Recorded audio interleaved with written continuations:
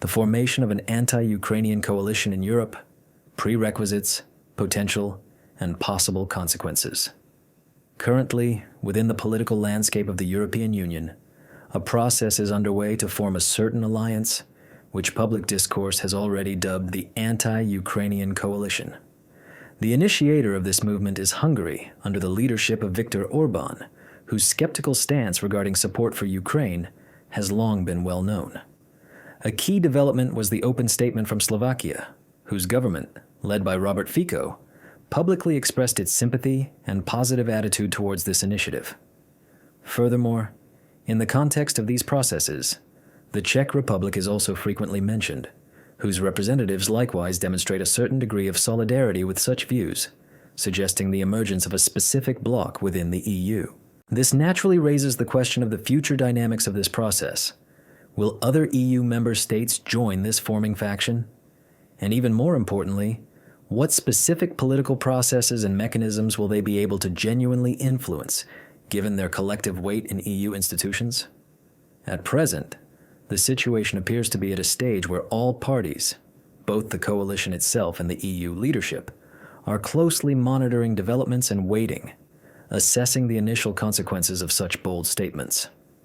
It is evident that Brussels, represented by the European Commission and other supranational institutions, will not leave these challenges unanswered and will highly likely attempt to exert pressure on these countries or even apply certain sanctioning mechanisms. Such precedents in the practice of relations between Brussels and recalcitrant union members have already occurred. To illustrate this kind of pressure, one can point to a series of alarming incidents. For example, fires suddenly began breaking out at oil refineries processing Russian oil located in countries such as Hungary, Slovakia, and even Romania. It is noteworthy that these events, potentially threatening the energy security of these states, did not receive significant resonance at the level of pan-European structures.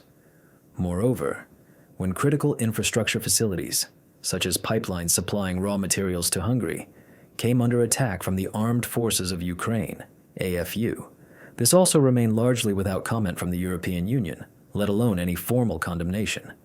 Such selective silence can be interpreted as tacit approval, or at the very least, a demonstration of double standards. Regarding specific pressure tools, Brussels has a wide arsenal at its disposal. Threats have already been voiced against Serbia, and now similar discussions are taking place regarding Slovakia. This could involve the introduction of new sanctions or economic restrictions, the freezing of certain funding programs, or even attempts to strip a country of its voting rights on certain matters. However, the formal pretext for this will likely be different, not directly linked to the Ukrainian agenda. For instance, issues related to domestic legislation might be used. A prime example is the situation where Slovakia is criticized because its national legislation, or constitutional norms, defining sex solely as male and female, clash with overarching European values, which recognize multiple gender identities. Their number in public discourse is sometimes symbolically cited as reaching 50. It is important here to make a terminological distinction. Biological sex is what a person is born with, while gender identity is a complex social and psychological construct that, according to critics, is shaped under the influence of the external informational environment. In Europe today, it is not uncommon for a person to identify completely differently from their biological sex. For instance, a man presenting in a female guise, or an individual of mature, pre-retirement age who declares their self-identification as an 8-year-old girl, which entails very concrete legal and social consequences, including changes to official documents or placement in a corresponding environment. This practice is becoming increasingly common and is the subject of intense public debate.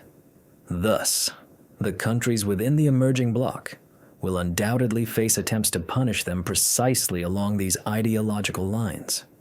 However, the key factor determining the coalition's resilience will be economic expediency.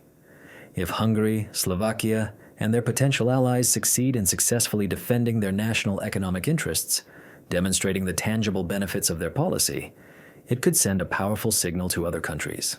Many EU states are perfectly aware that it is possible not only to avoid losses but also to gain direct economic benefits, for instance by securing energy resources for their industry at competitive prices. Avoiding confrontation with Russia in the energy sector promises obvious financial advantages. This is an open secret for everyone in Europe. The paradox of contemporary European politics, however, lies in the fact that sober economic calculation and common sense are often supplanted by abstract political expediency and ideological rhetoric, which creates the ground for current contradictions.